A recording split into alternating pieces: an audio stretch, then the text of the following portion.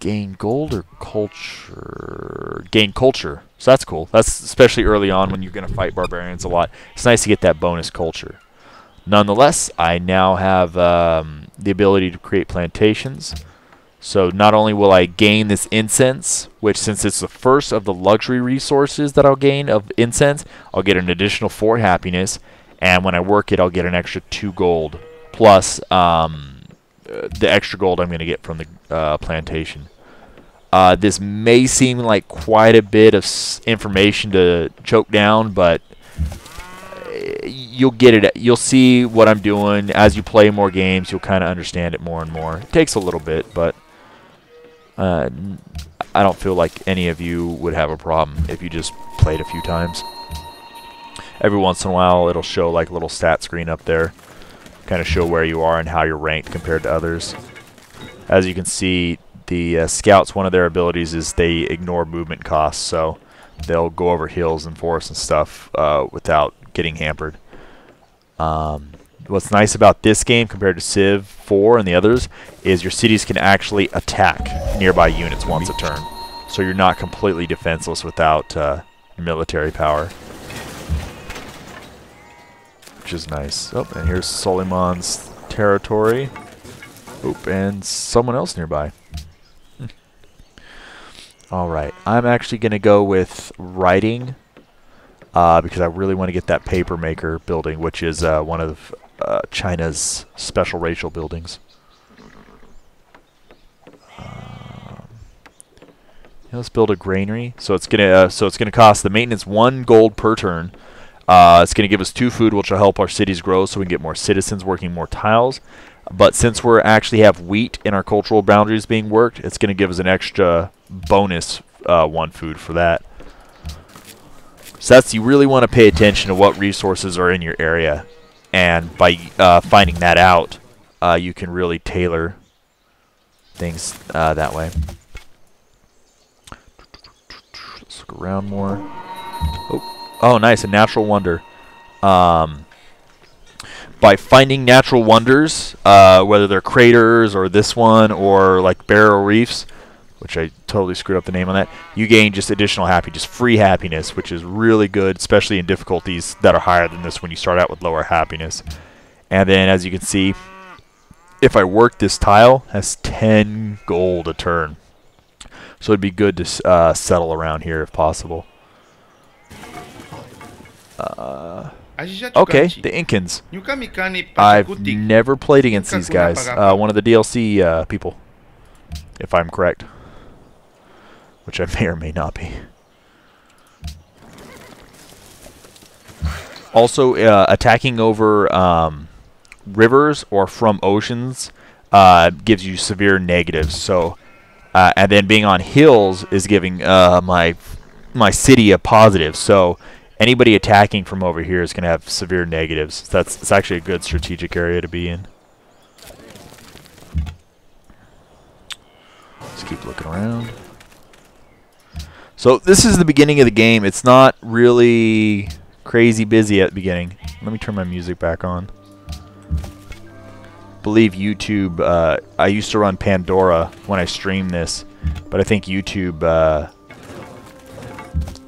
starts calling licenses and stuff like that with music. So, at least for this one, I'm going to turn it off and I'll just use the regular music. They created new barbs, so I'm going to back the heck away. Incan Spearman. Alright, so...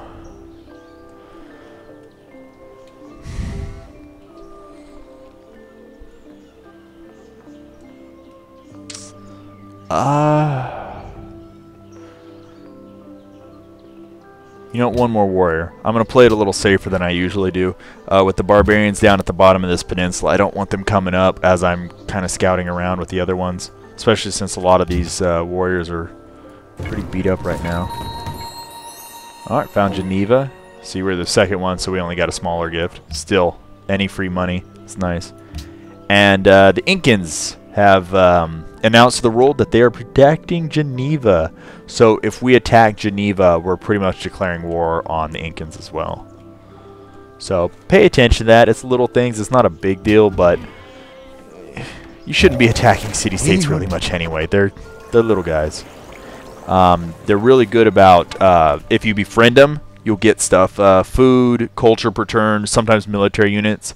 And if you're going for a diplomatic win with the UN, you can get them to vote for you, and thus, I'm gonna get this, and thus clenching your victory. You can't win with just this without the city-state's help, I believe.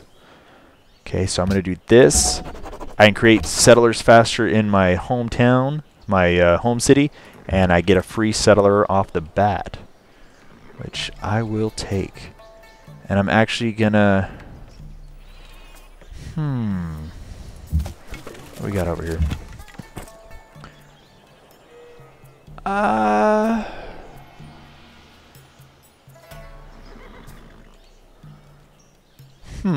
Where do I want to build? I guess I'll build somewhere up here. The little yellow city-looking things, little pokey-looking things, are actually the game telling me like they believe you should build here.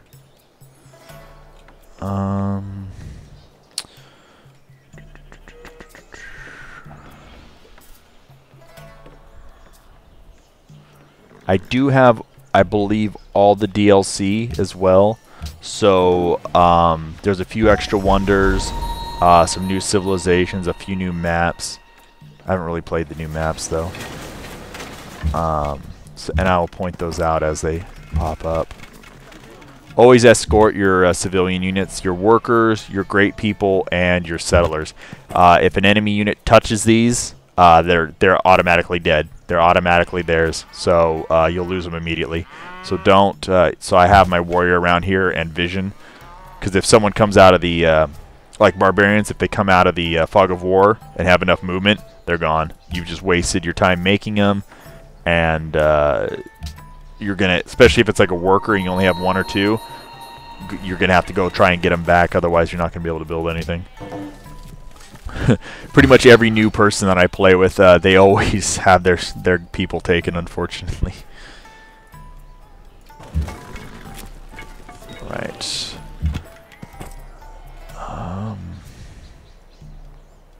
I could build on top of these resources and immediately get it. I think even if I can't build the improvement for it, I think it would give it to me anyway. The problem is you wouldn't be able to build the improvement, so you wouldn't be able to get this +4 happiness when it's improved, plus whatever else you get with it for improving it. So I'm gonna actually go here, I think.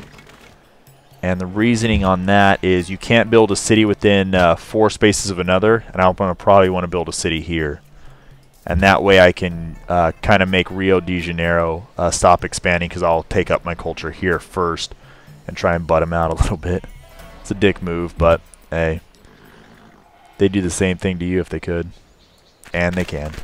Oh yeah, see? See how there's behind them, there's the barbarian, there's a worker. They've taken a worker from somewhere, possibly Geneva or one of the other nations.